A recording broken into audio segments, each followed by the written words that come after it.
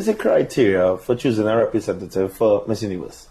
So, over the years, Miss Universe, the organization itself would have passed through different owners or ownership. When Anne came into owning Miss Universe 2 years ago, 3 years ago, the first thing she did was she was really big on inclusivity, because what is beauty? What do people, what do you consider beautiful? What we consider beautiful, somebody else wouldn't consider, another country wouldn't consider, and Miss Universe is the pageant of the world, right?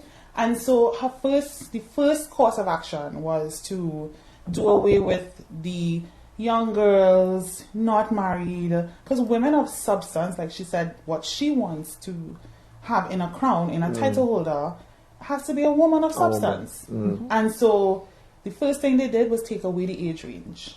So there's no age limit now for Miss Universe anymore.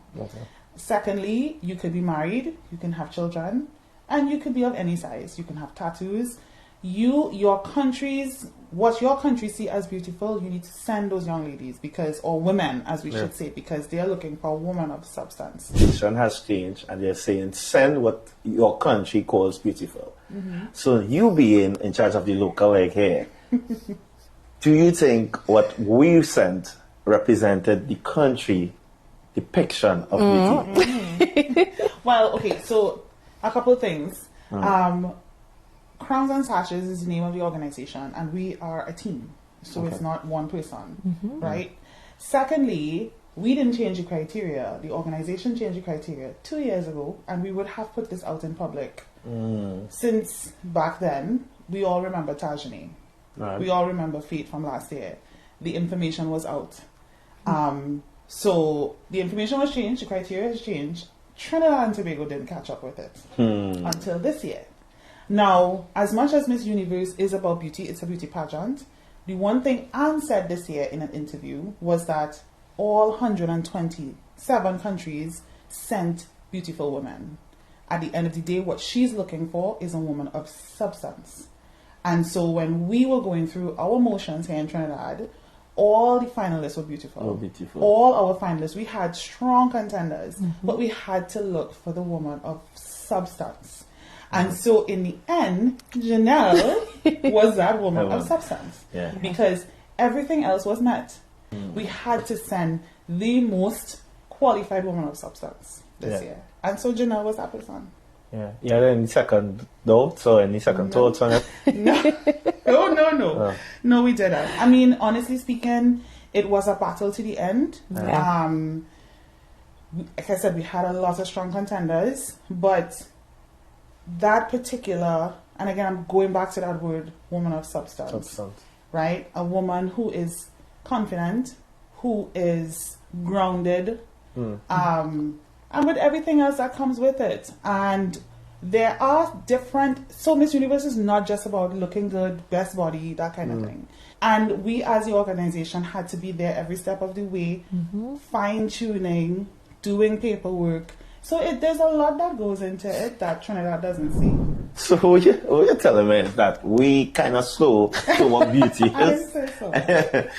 But yes, Trinidad hasn't, they didn't, I don't know if they weren't paying attention, or we were so blocked by what we knew or think we know is defined as beauty that they haven't caught up. When you look at locally right here, our carnival industry has caught up, because when you look at band launches now, we have full figured, we have plus size, full figured, we have what they call regular women sizes.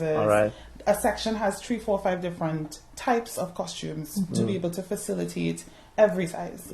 You look at your magazine covers, you look at your runways now, it's filled with women who are average size, plus size, because this is real women. I mean, when you look at the world now, this is real women. This is why Anne changed everything. Persons with vitiligo, you had persons who were hijab, you had girls with tattoos.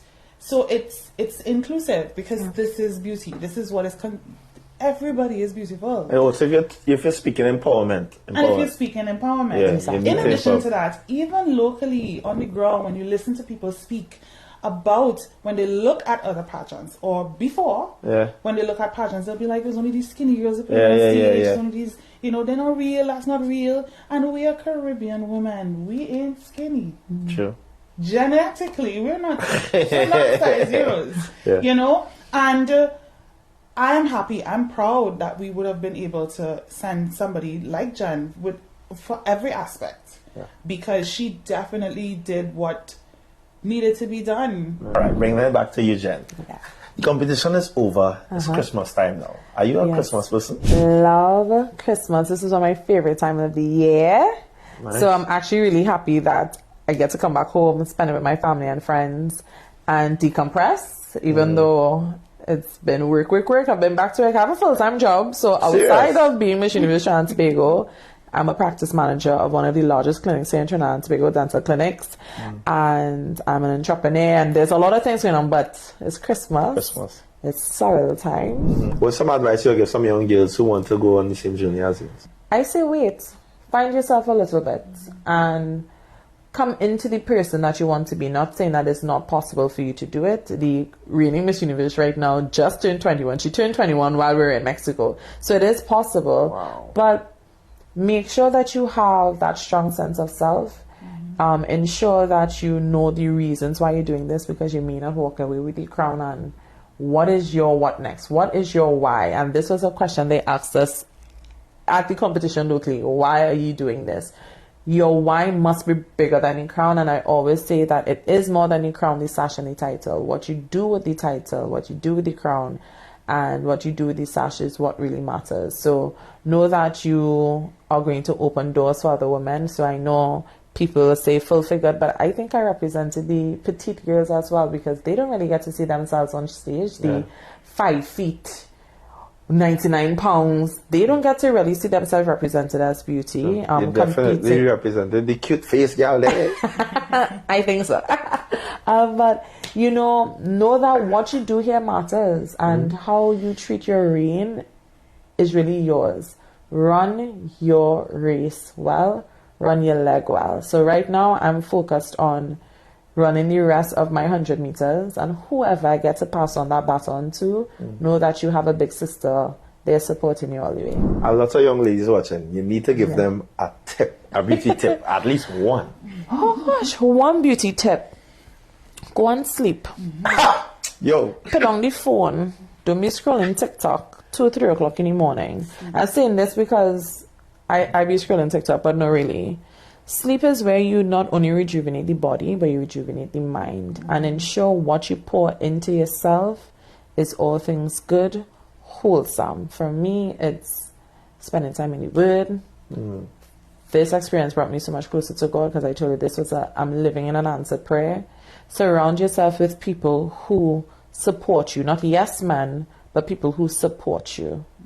And at the end of it all, just remember, you'll always be what? That girl. So Shevon, what's next for the organization? Right, so, well, again, Jen has to finish her reign. We have a lot of things planned. She has a lot of appearances.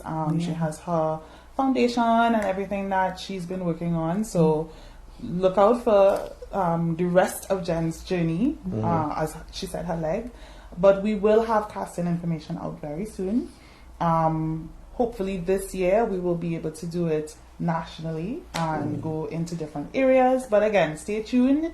Crowns and Sashes Instagram. We do have our email information there as well, and numbers, so you can contact us. But we will put the information out. But we will definitely be starting early in 2025, because whoever's thinking about coming, you have some big shoes to fill.